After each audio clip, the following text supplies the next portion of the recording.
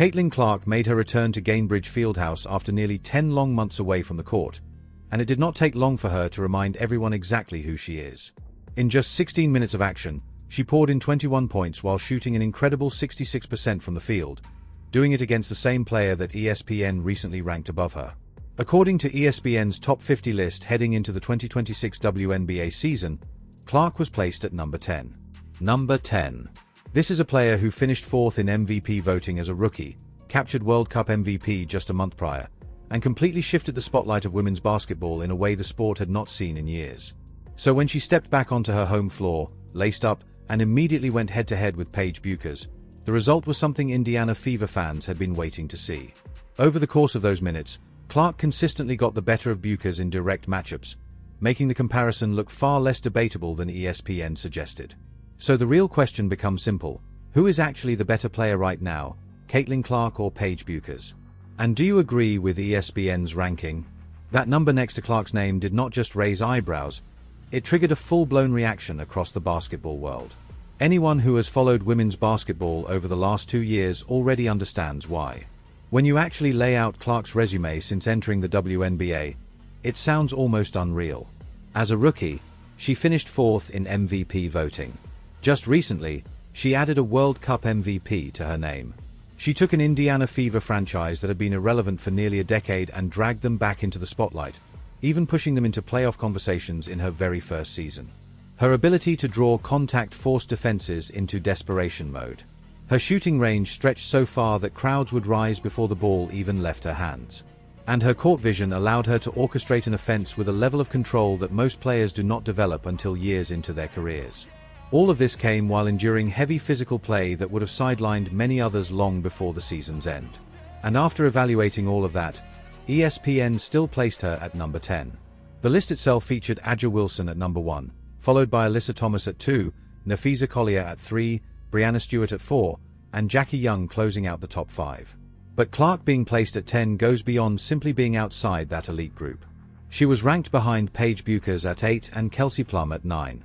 What makes that even more confusing is that Bueckers has yet to accomplish at the professional level what Clark already achieved in her rookie season.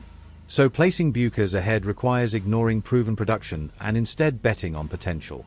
That disconnect is exactly why fans did not just disagree, they were genuinely puzzled. Across social media, the same arguments kept appearing. People pointed to Clark's ability to draw fouls, her deep shooting range, her assist numbers, and her all-around statistical impact, questioning what criteria could possibly justify that ranking. The comparison to Napheesa Collier also became a major talking point. Collier secured the number 3 spot despite coming off a significant surgery, while Clark was pushed down to 10 partly due to injuries that limited her to just 13 games in the 2025 season. Even with that limited time, Clark still earned an all-star selection. That is what made the ranking feel different from a typical debate. Clark spent nearly 10 months battling through quad issues, thigh problems, a groin injury, and a lingering ankle issue that repeatedly disrupted her rhythm. That kind of stretch is brutal for any athlete. To come back from all of that and then see your name placed behind someone who has yet to play a professional game adds a different level of frustration. Even analysts who closely follow the WNBA pushed back on the ranking, and their arguments went beyond just numbers. Clark's presence has had a measurable impact on the league itself. Attendance surged, television ratings climbed, and new fans were drawn in at a scale that does not happen by accident. Those kinds of shifts only follow players who truly matter, both on and off the court. And Clark has proven she belongs among the best in both areas. That ranking essentially handed Clark extra motivation before she had even stepped onto the floor for preseason. Not that she needed it, but she certainly did not ignore it either. When the schedule revealed that her first game back at Gainbridge Fieldhouse would come against Dallas and specifically against Paige Bueckers, the atmosphere instantly became bigger than a typical preseason matchup. The arena was packed with fans eager to welcome her back, and the energy before tip-off made it clear just how much her absence had been felt. Despite playing only 16 minutes, Clark delivered a performance that immediately shifted the conversation. She finished with 21 points, shot 66% from the field, went 2 for 3 from beyond the arc, and knocked down 11 of 13 free throws. Those numbers, especially in such limited time, are not just impressive, they are almost hard to believe. That level of efficiency is something most players struggle to achieve even across a full game.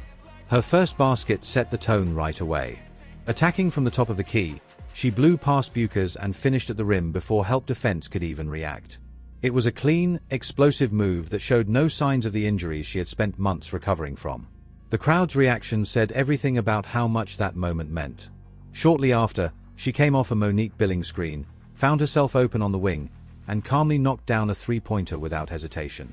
It was not a broken play, it was the offense functioning exactly as intended, with Clark reading the defense faster than anyone else on the floor. Then came one of the most telling sequences of the night. Clark anticipated a pass from Bueckers, jumped the passing lane, secured the steal, and went coast to coast for a layup within seconds. That was not luck, it was instinct and anticipation developed over years of high-level play. It highlighted the difference between reacting to the game and controlling it. Her performance at the free throw line also stood out. Going 11 for 13 is not just about accuracy, it reflects how consistently she forced defenders into making mistakes. After the game, Clark even mentioned that she felt the officiating was solid, which says a lot considering how often she has played through contact without calls in previous seasons. What this performance really showed is that Clark has evolved. She is not forcing difficult shots as often, she is showing more patience, especially in the mid-range, and she is prioritizing getting to the line when defenses collapse. This is a more refined and efficient version of a player who was already among the league's best. On the other side, Paige Bueckers delivered a strong performance of her own, scoring 20 points in 20 minutes while shooting efficiently, including 4 of 6 from three-point range. But even with more minutes and more shot attempts, she still finished with fewer points than Clark and did not generate nearly as many free throw opportunities. Azzi Fudd, the number 1 overall pick in the 2026 draft, contributed just 4 points, falling short of expectations for someone expected to form a dynamic backcourt duo with Bueckers. Indiana ultimately lost the game 95-80, but the context behind that result matters. The Fever were without Aaliyah Boston and Lexi Hull, both held out for precautionary reasons. That meant Indiana was missing 2 key starters while Dallas played at full strength. The turning point came in the second quarter when Dallas went on a dominant 36-7 run. Indiana struggled defensively, failing to navigate screens, allowing easy drives, and leaving shooters open on the perimeter. Turnovers made things worse. The Fever gave the ball away 17 times, repeatedly allowing Dallas to push in transition and score before Indiana could recover. That is less about strategy and more about depth, especially without a full rotation available. Coach Stephanie White pointed directly to those turnovers after the game, emphasizing the need for better ball control and quicker decision-making. Dallas head coach Jose Fernandez clearly came in with a plan to disrupt Indiana's transition game, and the turnovers played right into that strategy. Kelsey Mitchell added 10 points in 17 minutes and looked comfortable attacking and creating space, which is an encouraging sign. When she is healthy and confident, she remains one of the most underrated guards in the league. Her ability to attack the paint fits perfectly alongside Clark's perimeter dominance in a way that is extremely difficult for defenses to handle. You could already see glimpses of how dangerous that combination can become when both are on the floor together, especially once the full roster is available.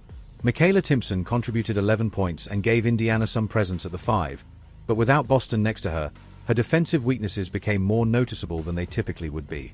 She is still refining her footwork, particularly when dealing with strong post players who back her down, and Dallas took full advantage of that during the second quarter.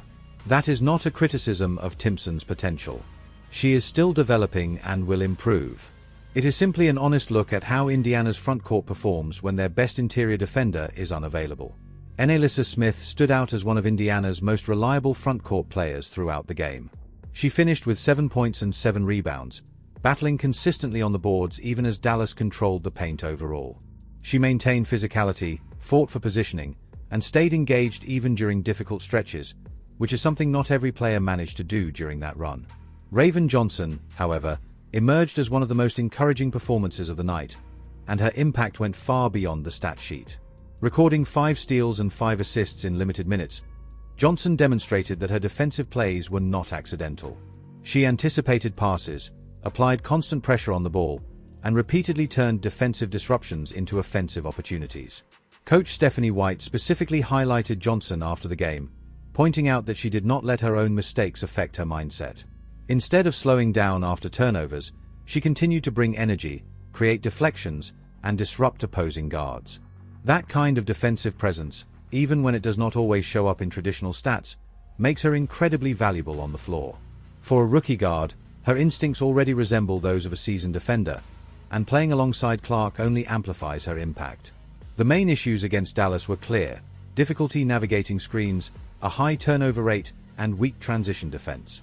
None of these are long-term concerns, but they were exposed in this particular matchup. These are problems that naturally improve when the team is fully healthy. With Boston anchoring the paint, Hull providing length and versatility, and the full rotation available, those weaknesses become far less damaging. Johnson's performance, especially her 5 steals and 5 assists, was not just a good rookie showing. It was a preview of what Indiana's defense can evolve into. Johnson did not need to score heavily to make an impact. Every steal she generated directly translated into scoring opportunities for the Fever, something Clark herself acknowledged after the game. Clark noted that Johnson's defensive pressure creates immediate offense, and that her ability to disrupt opposing guards makes them uncomfortable handling the ball. That kind of praise is not given lightly, especially from a player who has spent years playing alongside high-level talent. When looking at the full roster, the potential becomes even clearer. Clark orchestrates the offense from the perimeter, stretching defenses with her shooting and creating space for drives and pick-and-roll opportunities. Boston returns as the defensive anchor, protecting the rim, rebounding, and serving as a reliable scoring option inside. Hull adds off-ball movement and defensive flexibility, making it difficult for teams to double Clark without consequences. Johnson contributes defensive disruption and transition playmaking, while Mitchell attacks aggressively and creates scoring opportunities. Altogether, that lineup presents serious challenges for any opponent. None of that structure was fully in place against Dallas, and the rebounding numbers made that obvious. Dallas dominated the boards 45-26. Without Boston, Indiana lacked a consistent interior presence capable of controlling that aspect of the game. Hines Allen competed, but she alone cannot replicate Boston's defensive influence. Timpson is still developing, and while her progress is promising, she is not yet at the level where she can single-handedly shift the outcome in the paint. Sophie Cunningham is another important piece to watch. She brings physical toughness, defends multiple positions effectively, and can knock down catch-and-shoot threes when Clark draws extra attention. In a role that suits her strengths, Cunningham could quietly become a key factor in close games as the season progresses. Indiana's guard-heavy lineup is at its best when the ball is moving quickly, defensive communication is sharp, and everyone is executing their roles. Against Dallas, both the strengths and weaknesses were on display. At times, the offense flowed smoothly with Clark in control. At other moments, turnovers disrupted everything and allowed Dallas to capitalize in transition. Jose Fernandez clearly prepared his team to exploit those weaknesses, focusing on pace and ball pressure, and Indiana's 17 turnovers played directly into that strategy. That number must improve, and it likely will, but it remains a priority for the coaching staff heading into the regular season. The crowd at Gainbridge Fieldhouse showed that the excitement around this team goes beyond just one player, even though Clark is the driving force behind that energy. This roster, when fully healthy, has a level of cohesion that Indiana has not seen in years. Clark elevates everyone around her, and that impact is reflected in both assist numbers and the quality of scoring opportunities she creates. Dallas outrebounded Indiana by 19 in a game where Boston did not play, which highlights how much her return will matter. The media may frame Clark and Bueckers as rivals, but their on-court performance in this game told a different story. Bueckers delivered an efficient 20-point performance in 20 minutes, which deserves recognition. She is a talented player and clearly belongs at this level. Dallas has built around her for a reason.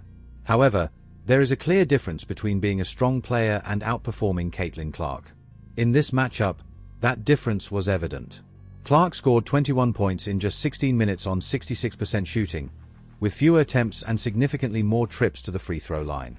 Looking at their direct matchups, each key moment revealed something important. Clark's drive past Bueckers for a layup showed that her explosiveness has fully returned. The three-pointer off the Billings screen highlighted her confidence and ability to read the defense. And the steal, where she anticipated the pass and converted it into a fast break score, demonstrated her elite basketball IQ. That level of anticipation is not developed overnight. It comes from years of experience running offenses and making decisions under pressure, something Clark has been doing since her college days at Iowa. When comparisons are made between her and Bueckers as if they are starting from the same point, that experience gap often gets overlooked. Clark entered the league, finished fourth in MVP voting as a rookie, won World Cup MVP, and spent 2 full seasons adjusting to the professional level. That foundation matters. It does not disappear because of a ranking on a list. Azzi Fudd's performance also plays into the broader picture. Scoring just 4 points in her debut, she did not provide the immediate impact many expected from a #1 overall pick. The assumption that Dallas would have a backcourt capable of matching Indiana's was not supported in this game. The league is clearly investing in Bueckers as a future star, and that is understandable given her talent and marketability. But the current face of the league is already established, and it is CaitlinClark. While one preseason game does not define everything, the gap displayed in this matchup was significant.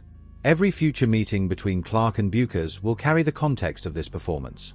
Clark, returning from a long injury absence and playing under minutes restriction, still delivered elite production, applied constant pressure, and controlled the pace of the game in front of a sold-out home crowd.